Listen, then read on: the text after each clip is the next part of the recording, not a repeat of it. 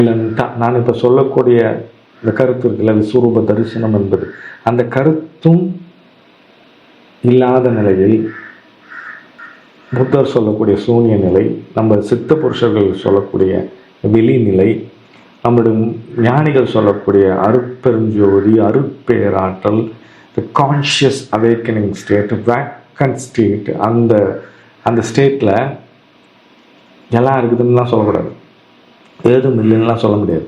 ஆனால் சர்வ சௌக்கியமாக, எல்லாமாக, ஏதுமற்றதாக, எதையும் வர்ணிக்க முடியாத, எந்த கட்டமைப்புகள நான் என்ற தன்மையும் இல்லாத நிலையில். அதனால தான் ரமணர் சொல்லியிருக்காரு அனாத்மா அப்படின்றார். அனாத்மான்றார் புத்தர். ஆத்மான்னு ஒன்று இல்லைன்னு ரமணர் சொல்கிறார். உண்மையே அதுதான். நான் என்னோட ஆத்மான்ற, ஆனால் இருப்பது ஒன்றே ஒன்று தான்.